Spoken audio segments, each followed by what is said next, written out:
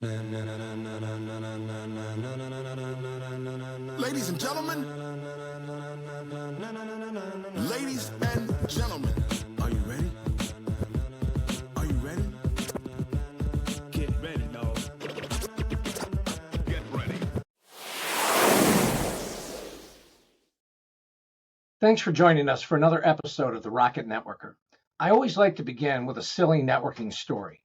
Today's story is about building your personal network by getting involved and staying in touch. During my sophomore year of college, I had the honor of starting a local chapter of Kappa Delta Rho fraternity with a group of friends. That moment changed my life and introduced me to the power of networking and building personal relationships. Over the past 40 years, I've had the privilege of interacting with fraternity brothers across the United States and around the world.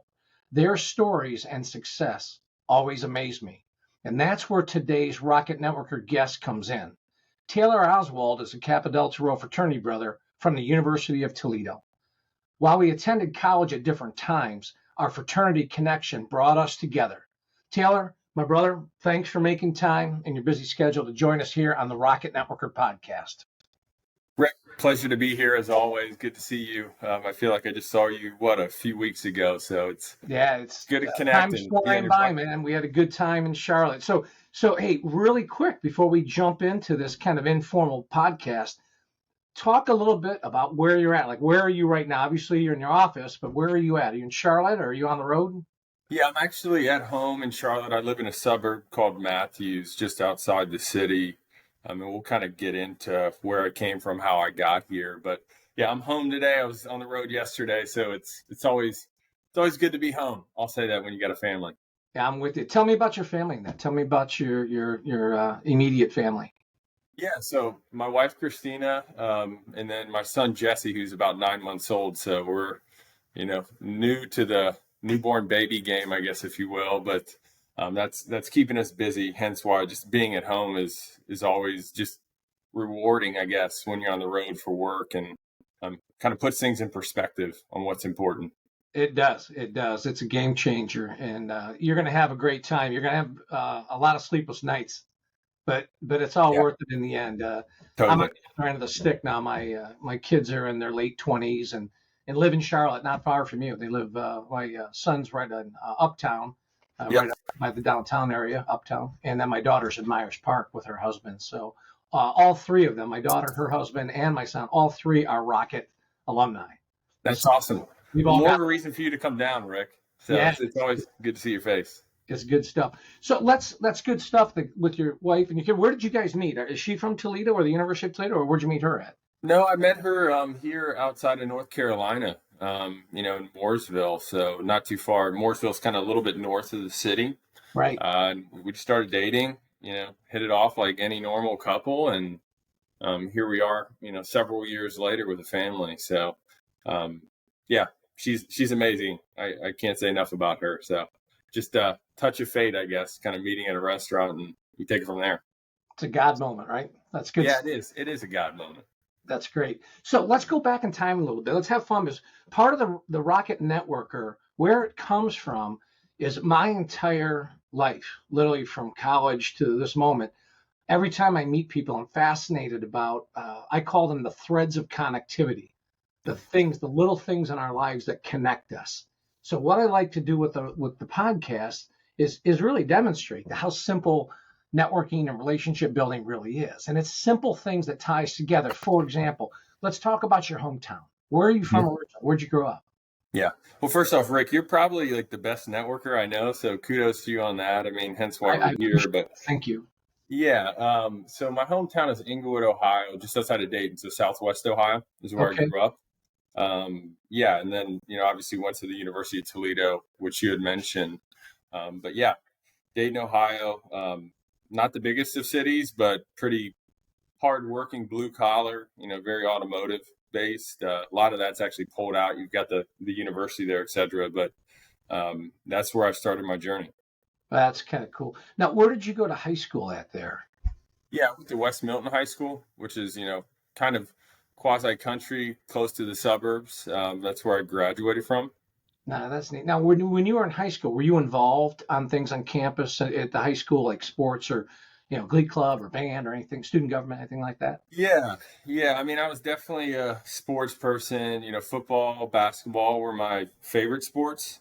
I actually started out boxing as well, and then kind of carried that, post into college and then after college. But football and basketball were my sports. I'd say honestly, I got too injured at times to make it to the next level, but that's okay. I mean, I still love both of those sports, and I'm an avid boxing fan. Always have been. That's kind of neat. Little trivial pursuit. So I believe it's my great grandfather's brother. His name is Ali Pecord. He Okay. actually was the ref in the Dempsey fight in Toledo, Ohio. Back, I mean, Yeah, I don't even know what years, in the early 1900s. that's And it's awesome. funny, I didn't know about that till actually a friend here in Toledo was talking about the fight, and for Yeah, whatever reason he mentioned the name because he's like you, he's an avid boxer and a fan of sure. boxing, and so he mentioned the fight, and he's like, yeah, this referee from Toledo, this guy, like nobody even knew who he was. He knew the guy's whole history, and I'm like, what was his name? And he said Oliver Pecord, Ali Pecord. I'm like, holy, that's my grandpa. And I looked up, it's like, no, it's not my grandpa. It was like it was his dad, or Yeah. whatever. So that's by the way, the only connection to boxing I have. Well, that's awesome. I mean, I think if you look back, like, early 1900s, like the amount of like fans and crowds that would amass for these boxing, Dempsey and Jack Johnson. I used to follow kind of all the old school boxers that kind of started it all. Rocky Marciano. I mean, I could nerd out on this stuff all day, but That's cool. yeah, love boxing. It's cool to see that Toledo had a venue like that. But you know what's interesting? Back to the purpose of why we're talking in the podcast is the threads of connectivity. Most of the time in business, we don't talk about personal things, right? We're doing our elevator pitch and that. And the challenge, I think, I can tell by your smile, is everybody's got their elevator pitch down, but most people really don't care about that. When we're meeting someone for the first time, we're more fascinated by boxing. Like that's a hot button for you because it's a passion in your life. So it's interesting that in business, you would most likely rather talk about boxing and Dempsey and Yeah. the whole history of boxing than talk about what you do for a living, right? Yeah, I mean, I think you hit on a good point. I think business at the end of the day is personal too. And, It is. whether, most of the solid business relationships I have are very much personal, and you get to know somebody, their family, understand kind of what drives them. I think that's a lost art in our profession. So, the human element's still very important to any business relationship, at least I pursue. And I know we'll touch on that later, but you're hitting on a good point. Talking, just business all the time can get pretty mundane. That's cool. So if you could sit down in a room full of current high school kids right now, especially like young ones, or let's say freshmen or maybe even eighth graders, and you're talking to them, what would you share with them about what they should think about and do to really make the most of their high school experience? Like, what would you tell them about, like, if you could go back almost in time and do it over again, what would you do different, I guess I would say, like, pursue everything. Maybe some things that, our family or people, tell us not to pursue, whether it's an athletic or maybe it's a creative type of event. I think kind of around college, also don't get like hung up on like, I'm going to school for this, or I want to be this, because at least for me, that's changed dramatically. I started out in finance and then I got into business development and energy. I've stayed there because I love it, but I also kind of hang on my finance background. So I would say just like pursue the uncomfortable too. Don't get hung up on, dad or mom want me to be a good football player. I mean, those things are important, but also do things that you want to do. I think as we're getting, older in life, you realize how fast it goes by. And it's just, all the events that you experience, like, could you recharge a little bit? Yeah. But I think that's, I don't know, sage advice to younger folks. It's like, pursue everything. I mean, take time off, fail fast. Like, life's not going to be like this one-way road that you have to walk, especially now. Things have changed a lot, but yeah, just be flexible. Right on. Excellent advice. So tell us about the transition now from the Dayton area and high school tell us about the transition into college. How did you go through your selection process of picking a college, and what types of schools did you look at? And obviously you ended at the University of Toledo. Yeah. How did you go through that? What was the process? Yeah. So I would say for myself, I'm a fairly decisive person, and that's still pretty regular for today in terms of how I operate. But I checked out a couple schools, one of which was Kentucky, I got accepted into. And then Toledo was another one I looked at. Ohio University was another one I looked at. Largely kind of around the peripheral of Dayton, within a couple hours, give or take. I knew I wanted to be far enough away, but close enough to home. Right. But I'll say what kind of brought me to Toledo was, and I was talking to, the university admin the other day, thankfully to you and your networking, was just the campus. I mean, it's a beautiful campus. Just the hosting around for people like me who are pursuing colleges and don't know what they don't know. So that experience was pretty awesome. And at that point I was like, I'm going to Toledo. It's 2.5 hours away. It's close enough to be home, but got a little bit of freedom. And the Greek life, was awesome. Right. Got into that. So my journey was pretty quick, but pretty decisive. That's neat. So when you got to Toledo the first time, let's take your memory. Let's see if we can get back to your memory. When you first came to Toledo, I mean, what was your impression, right? Like you move in the dorms and, what was your impression there as a young, 18-year-old? I think like myself, you were there with a lot of people just trying to figure out life, without not structure, but I mean, you kind of got more freedom than you've ever had. And, I lived in Parks Tower, it was where I first kind of stayed before moving in the fraternity house. But some of my best friends or closest friends today came from that floor, and some of them actually joined the fraternity. So I think we were all just like, a little bit in shock about the freedom and just the scale of the campus too. I mean, if you're a Toledo alum, but if you had one class, from one side of the campus to the other, it's actually a very large campus. So you have to skedaddle pretty quickly, but just the landscaping, the architecture of the buildings. I mean, it's a really beautiful campus. So I don't know. It was a very fun, time trying to learn, living on your own, being responsible, getting disciplined about class and doing the right things to graduate and then have a career. That's kind of cool. That's neat. So talk about your campus involvement. Obviously you came to college to get a degree and a diploma so you could get a job, but talk about how you got involved. Like what prompted you to get involved and what types of groups? You mentioned that they were connected through Kappa Delta Rho fraternity, but what, in addition to fraternity, were there any other things that you got involved with? Yeah, so I was involved with an organization called Camp Adventure, which basically, we volunteered on army bases in Europe to support kids of deployed military personnel. So I did that for several years. I actually lived in Germany for a short stint to support that program. So I was actually introduced to that by a fraternity brother. So that was just an awesome experience, very rewarding, and kind of puts in perspective how hard, some kids have it versus others. Not trying to compare. So Camp Adventure was great. I also kind of led the charity efforts for a good chunk of time at Kappa Delta Rho. So, making sure that we were involved in, the Komen Foundation and also just food bank related activities. And as an organization, Kappa Delta Rho, we were, truly giving back to the community in which we were operating in. So those types of activities. And I still do a lot of that today. I'm here in Charlotte. One of the key points that we talk about with networking and relationship building is that it's really about selfless service to other people. And the point you just made is a great one. There's no better time than in grade school, high school, college, or if you're into if you're not in college, you go through a career school or a skilled trade school.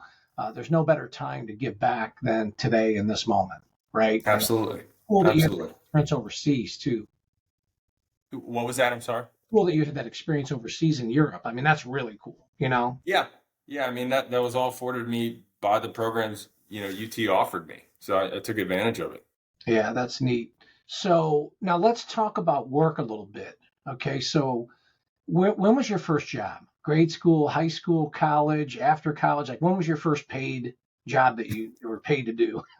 Yeah, my first job was at 15. It was at the local McDonald's. I was making, I don't know, 5.15 an hour at the time is what it was. And I'd always worked, leading up to college, during college. But yeah, McDonald's, Steak and Shake, like everything I could do, to make a little bit of money as I was younger. I want to back up for a second. You talk about making money in that, were you first generation to go in your family to go to college, or did your parents or grandparents or people before you go to college? I was not. My father went to the Air Force Academy. Wow, He that's played impressive. basketball there. My mom went to, University of Wisconsin school. So I was lucky to have, parents that kind of understood it. But, if you go back even further, there wasn't a lot of college education in my family. Right, mine either. Yeah, we're kind of first generation. Yeah. My sister and I. So we get that. That's the reason I asked that is when you talk about being 15 and you're working and just grabbing jobs at Steak and Shake, McDonald's, and I worked at Little Caesars Pizza. So how's Yeah. that? Yeah. It's great pizza. So, but a lot of times, folks that come with parents that have gone through college, a lot of those folks don't have their kids work in high school. It's Yeah. all sports, or it's all glee club or band or whatever they're doing, and so that's what prompted me to ask the question. Is it's impressive that your folks, have college degrees, and yet you ended up working at McDonald's. That's, in my opinion, is very cool. Yeah, I appreciate. I mean, I think for me, and we'll get into this career-wise, but I've always kind of been a hustler, in terms of, yeah, you can get a little bit of allowance, but I wanted more, to set myself up financially, and I think that's boded well for me, where I'm at today. But it also taught me a lot what hard work was. You go to sports and stuff, but you got to go to a job afterwards, and just balancing all that. Time management, right? Yeah, yeah, for So sure. you can do it. That's a lot of young students that I mentor, both high school and college. They talk about not having time, and no, we all have the time. Mhm. It's more about choices, Yeah. right? It's the choices that we make of where we spend our time, and I would be willing to bet you're still actively involved in things beyond work and family. No, for sure. Let's talk a little bit about that. So your first job is, and actually, let's stay on the topic of career for a minute, and then we'll come back to kind of community stuff. So you come from McDonald's and Steak and Shake and that. Now, when you got to college, did you work at all during college? Did you have any internships or even part-time jobs or anything? I did. I actually worked at the library in the maps department at University of Toledo. So I'm a huge kind of logistics maps nerd. My wife's from Moldova, this small, tiny country in Europe, but I wouldn't have known about that if I hadn't worked in the maps department. So I worked there for multiple years. Very cool. Helped kind of give me, extra money to kind of survive in college. But yeah, I worked there. I always tried to have some sort of employment in addition to fraternity in school. All right. So I know that people watching the podcast right now and listening in, they're in their mind. They're thinking the question that I'm about to ask. I know, and I can feel that they want to know this answer to this question. So since you're into boxing and you're into maps, marry those two together, like in your house. Be honest. Like, do you have a map of every boxing thing that's ever happened? Do you have a map? Come on, you got to be honest. Yeah, great question. So you have maps of Ohio and Moldova kind of like mashed together. Yeah. And then I have a bunch of boxing pictures. I'm not in my spare room where, we hang out and watch TV or whatever. Yes, I do. I have all of that. So that's great. I had to ask. Inquiring minds really wanted to know that answer. Yeah, it has not left me. That's classic. So, all right. So now you've got your job in college. You're involved in college. You're going through, it sounds like what's your degree in college? Finance, and then I had a minor in e-commerce. Okay. All right. That's cool. So, all right. So now you graduate. What's your first job after college? Like, did you go back to Dayton and go to work there? Or you tell us about the job and kind of where you went when you left Toledo. Yeah. So 2009 was a pretty hard time, I think, as you know, in terms of just the recession. And I know things may be a little bit hard today, but that was pretty darn hard graduating. So I was lucky enough to get a kind of like a internship at Lazy Boy's headquarters outside of Toledo and Monroe in Okay. the Treasury Department, working for the treasurer. So that was my first job. And then after that, I actually ended up moving to Columbus for a better job in kind of telecommunications, all kind of in the finance realm Yeah, of that's neat. things. So yeah, I mean, I stayed in Toledo for a little bit, commuted to Monroe, and then eventually kind of left Monroe and went to Columbus. Got it. Now, how long did you stay down in the Columbus area? Because I mean, that's a great area, right? Columbus is Oh, great. love it. About, I would say 6 years. Okay, that's neat. And then, so now you're working, in Columbus, and you got the front of your career going well. What Mm-hmm. happens next? Where do you go next? I go to Charlotte, North Carolina. The company I was working for in Columbus at the time was Time Warner Cable, which is now Spectrum. I got a promotion and they moved me down because there's a large presence here in Charlotte. Got it. And I kind of wanted to go south and check it out, I guess, if you will. I mean, I love Columbus, I love Ohio, but I love the weather down here, and Yeah, it's been good for me and my family. So took the dive and just went all in. nice. Now, how long have you been down there? How long have you been in Charlotte? Coming up on like 9-ish years, I would say. I got you. I got you. Let me ask you this, because it's interesting for those that have been to Columbus and Hmm. that have been to Charlotte. I've not lived in either of those towns, but I've spent time in both. And Hmm. they're a lot alike from as an outsider looking in. I mean, they're upbeat. There's a lot of growth. The businesses are booming. You know, Yeah. construction everywhere. There's young, energetic professionals everywhere in both of those cities. I mean, do you feel that having lived in both places? Do you see similarities or not? Yeah, 100%. I mean, I think the only maybe differentiator is the weather, Yeah, right. at the end of the day. You But like the yeah, I Columbus mean, weather better, right? You love that weather in yeah, the yeah. I do miss it at times. I'll get glimpses of it. I mean, the nice thing about down here is you can get to the mountains pretty quickly. You can get to the beach pretty quickly. But yeah, the business climate's very similar. That's cool. So, all right, so tell us about what you're doing now. So you get down to Charlotte, you're with Time Warner. Where do you go from there to what we're talking about, today, of what you do for a living today? Yeah, so I made kind of a couple of stops, largely in kind of consulting around energy. And then I've been in energy really for the last, I don't know, call it 10 years or so. Right. Doing complex energy development around infrastructure for commercial and industrial customers. That's pretty loaded when I say it, I guess. But there's a lot of efforts going around to decarbonize, the grid, decarbonize operations, um, you know, be more sustainable as a company. So, fast forward to my day job, I'm working with a lot of Fortune 500s to do just that. Really, what we call behind the meter development to help them, procure energy in a cleaner manner. I mean, it can be quite comprehensive depending on the size of the operation. And I know up in Toledo, you have a bunch of large headquarters of industrials, Owens Corning, Owens Illinois, and, helping companies like that meet their sustainability goals and do it economically. Coming back to my finance background is. So for people watching the Rocket Networker podcast today, and if we were to ask them for their connections and their help, Mhm. who are the types of people you want to talk to? Do you talk to CFOs? Do you talk to plant managers? I mean, who Mhm. are the types of, what types of positions do you need access to? Who do you want to talk to? Yeah, I appreciate that. I mean, I certainly think the CFO is definitely one of the positions I typically talk to, because at the end of the day, there's partial sustainability and then there's finance, and what is the net present value, the hurdle rate at which we're going after. Work a lot with plant managers. I think the decision tree is quite large. You may have procurement, finance, engineering, energy, but yeah, CFO is a great starting point. I mean, and Right. and I, for me, where I typically come in, I don't want to be commoditized. There's a lot of developers that just do this. We kind of bring a comprehensive solution, and I want complex problems. I don't want easy problems. That's not my highest and best use for anybody.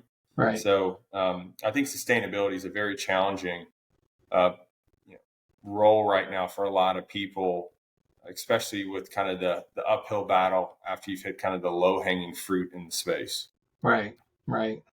It's interesting stuff, when you look at the work that all of us do in our, to provide for our families. Everyone's got an interesting story. There's, but it's interesting when I talk to people, everybody's like, well, my job is not that big a deal. It's not that big deal. And I'm like, well, that's because you do it all day. But for people Yeah. like myself that are looking in, I'm like, wow, that's really cool. You know what I mean? You always look at the other person and go, wow, they've got a cool job. Yeah, well, yeah, I love energy. I think it's one of those things that's always going to be there. And, it keeps the lights on in our house. It runs a plant. How you get that energy from one point to another. I mean, it's always going to be there. So I've stayed here for a while, and there's a lot of complicated problems out there that I think folks like myself and in the industry want to help with. Right. But do it the right way. Right. I'm with you. All right. So now you're down in Charlotte, you're working, you've got this Time Warner thing under your belt. You've got the great stuff you're doing now around energy and sustainability. It's all cool stuff. Talk a little bit about your community involvement. Like what types of things? It's hard now that you got a baby. It's already going to be hard time wise. But what are the things you like to do, like in the community? What are the things like you and your wife like enjoy doing to help the community? Yeah, that's great. I mean, time management is even more valuable right now, as you know. I've sat on the board, and I'm off of it now, of a nonprofit that helps kind of underprivileged youth on the east side of Charlotte for a while, and I mentor at least one or two kids in that community to kind of see them grow up and you know get jobs and go where they want to go. Right. A lot of the kids I deal with are fatherless, unfortunately. So I think the parental unit's a very important element to any family. So I do that. We do that. And then we're trying to get plugged in. We just moved into Matthews, that I said, about 4 months ago. So still trying to learn the landscape around here, but a lot of different organizations in town that we try to plug into on occasion. But Neighborhood Hope is the one that I continue to stay involved in. And what's it called? Neighborhood Hope? Yeah. That's neat. Now, is it located, like right in Charlotte proper, or is it out in Matthews where you live? Yeah, it's Charlotte proper. It's on the east side of town. You may know kind of the areas like Plaza Midwood and Noda, but the statistic around Charlotte is that if you grow up in poverty, we're top out of 50 largest cities, 49. If you grow in poverty, you're staying there largely. So trying to make an impact, because folks like you and I, Rick, we're very blessed with what God's given us. Right. And I feel compelled to give back in some form or fashion. Right. And that's my give back, at least here.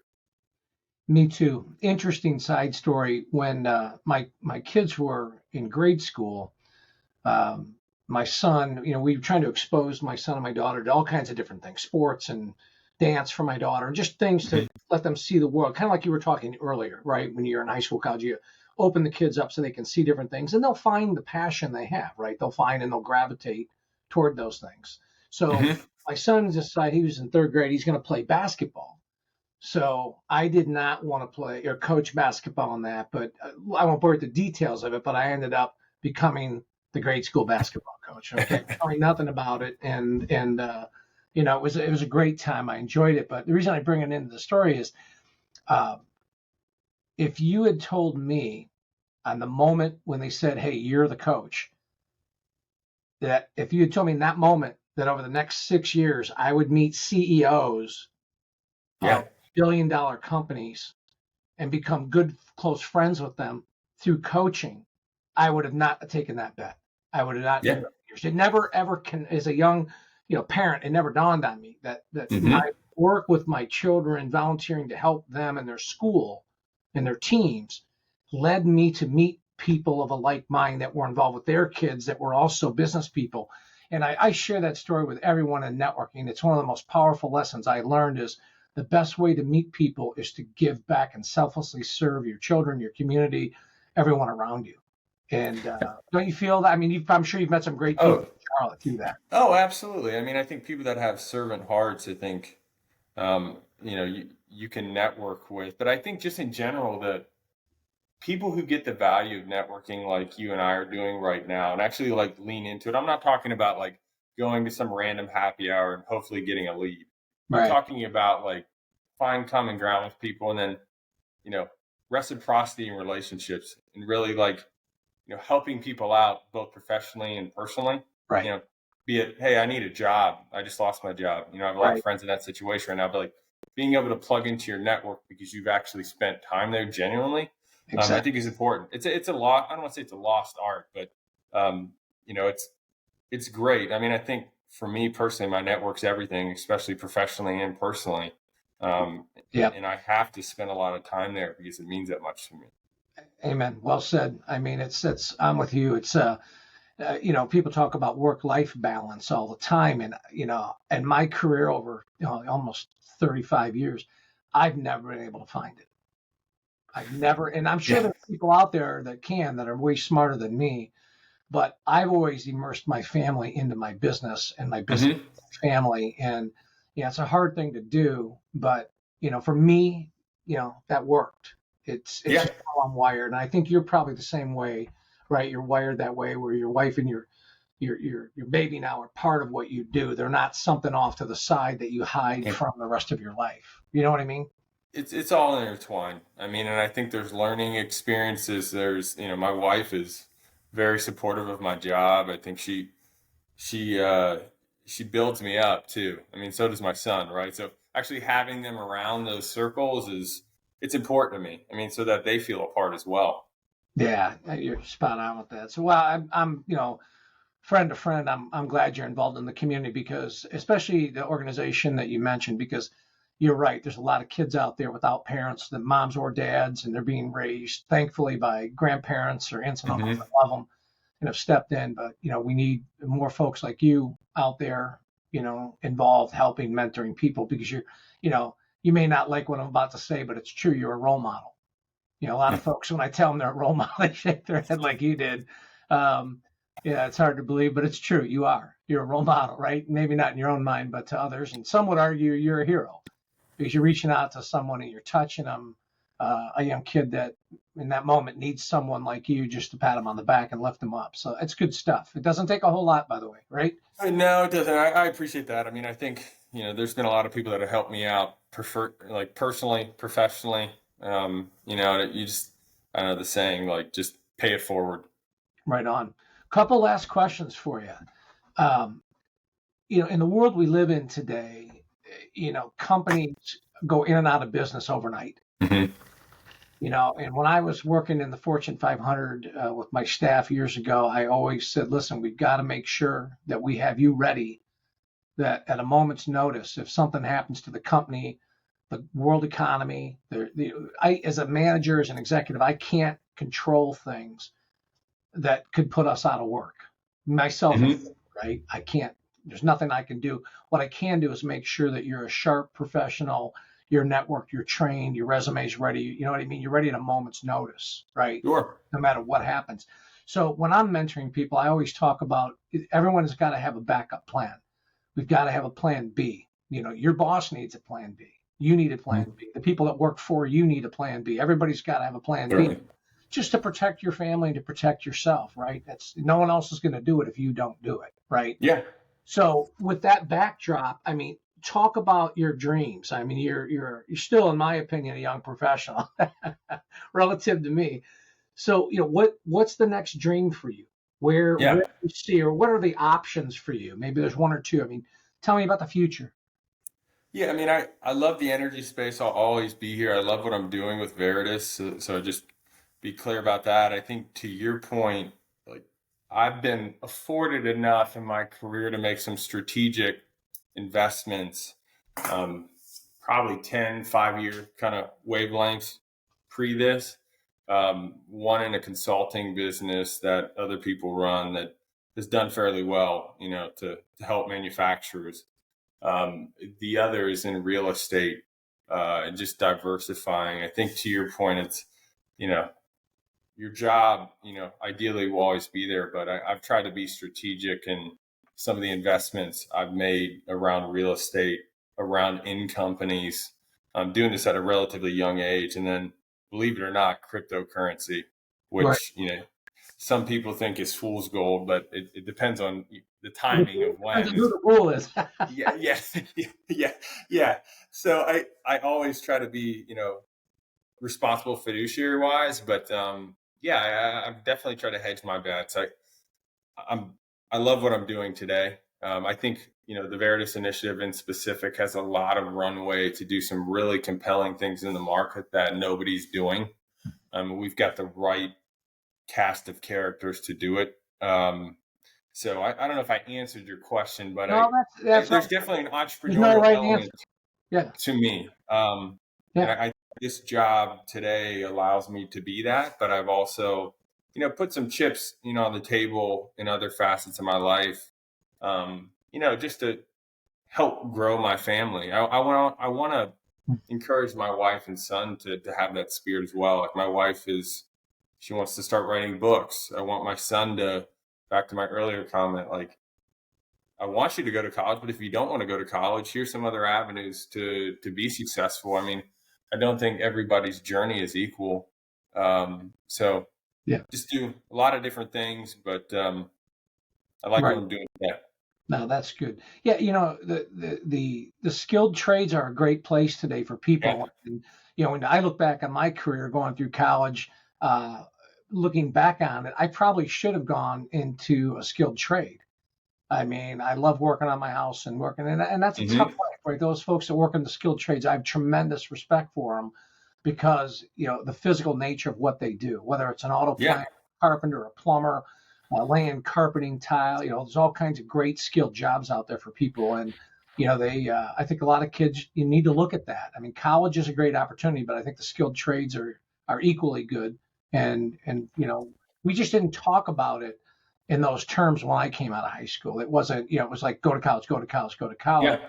And I think parents like you and parents like my wife and I were like, look, it's an option. College is one option, it's one path. The military is a great option too. Huge Absolutely. respect for the military, right? Yeah. So Yeah. really good points. Hey, couple last questions here. This has been really Sure. good, though. I've really enjoyed the conversation. Tell me about like what's your professional legacy going to be? Let's go to Taylor Oswald at age 80, and you're looking backward now. I mean, what's your legacy going to be? If you're young in your career right now, you might not have even thought about that yet. I'm just curious. I mean, what are we going to say about you and on your day of your retirement? Yeah. I think just honesty and operating with integrity. I think a lot of times in, let's just call it business development, people want to tell you what you want to hear, but you can be let down the road if you do that. Just being a truth sayer, I think being a complex problem solver, going back to the point where I don't want to give you a widget. Everybody can give you a widget. I want to like look comprehensively and problem solve something that most people said, well, yeah, that's just going to be too hard. Like we can't help you. I like to think I can. A good networker, I mean, people, a person that helps people and, networks people, gets people jobs, helps people out professionally, Right. is a mentor, picks up a phone call and is reliable um, when people need you on a personal, professional level. Those are just some things that I think for me are important. It's not about, oh, Taylor made a bunch of money and he was this successful. I mean, I think all of those efforts breed that in some degree. Right. But just like you, Rick, I mean, you've been immensely helpful. It's like, hey, Rick, do you know somebody over there? It's like, yeah, let me make a phone call. Those kind of things. Like, but there's a level of trust between you and I to actually like make that ask. So Sure. I try to do similar things in my day to day. So not a surefire answer, but Now, honest, you're maybe young. authentic. A lot of folks shouldn't even be thinking about their legacy when they're at your point in your career. But it's never too early to start thinking about it because it allows you to be intentional. It allows you to be intentional because if you think to what the legacy professionally will be, 60 years from now, then you'll work toward that every day. And I think you're well from what you've described today and just who you are as a person. I mean, you're on a great trajectory for a great career. I mean, you're already having a good career. You're going to have a great career as the best is lying ahead for you. So Yeah, well, I appreciate that. I'm very blessed, so I don't lose sight of that. that's cool. All right, here's the last question. So you ready? Let's go. By the way, when I asked that question, that's one of my themes for the Rocket Networker. Mm-hmm. Are you ready?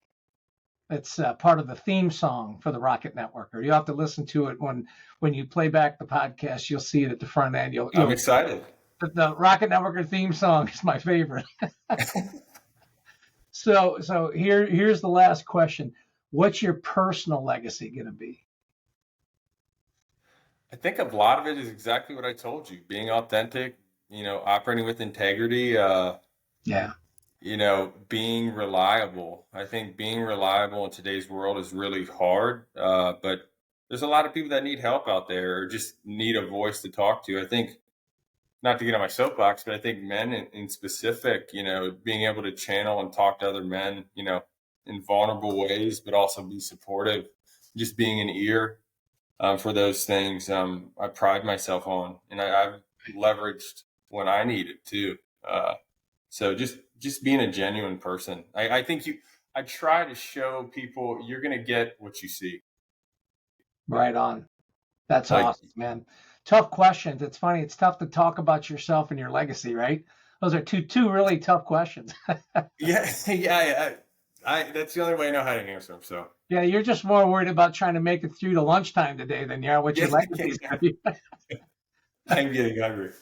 So listen, here's a chance for you now. Is there any other threads of connectivity that are on your mind that we should talk about here before we wrap up? Is there anything else in your mind as we've gone through the conversation? Is there anything you're thinking about?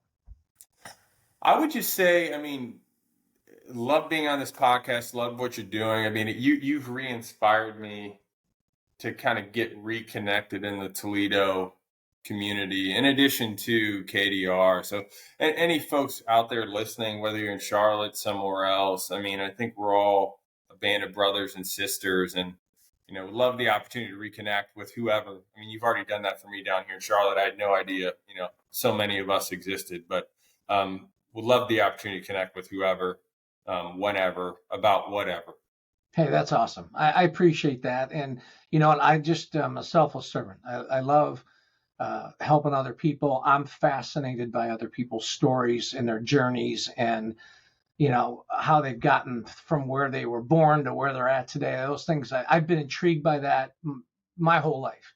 So it's my honor to be able to have time to speak with you about your journey. And that's what the Rocket Networker podcast is about. It's about talking about the threads of connectivity, the very simple things like we did today. We just spent about 40 minutes talking through little simple things about life that draw a connection and a bond between us that go way beyond our work, right? Way beyond our work. And it gets us to a much deeper level. And that's what the Rocket Networker training program is about. That's what Rocket Networker presentations and workshops are about. They're about just showing people the simplicity and how to become a genuine, networker. That you talked about it. You've talked about it multiple times today. That you just be yourself and be genuine, right? And don't put airs on, and just be who you are, who God made you to be. It's that simple. Yeah. So, listen, I'm grateful for the fact that you've made this much time in your busy schedule to share your journey with us. So, thank you. Thankful to be here. I love what you're doing, Rick.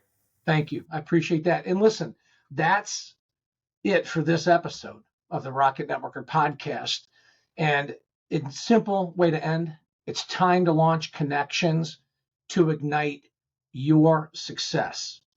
And my question is, are you ready? To schedule a Rocket Networker training program or keynote speech, go to rocketnetworker.com. It's time to launch connections to ignite your success. Are you ready?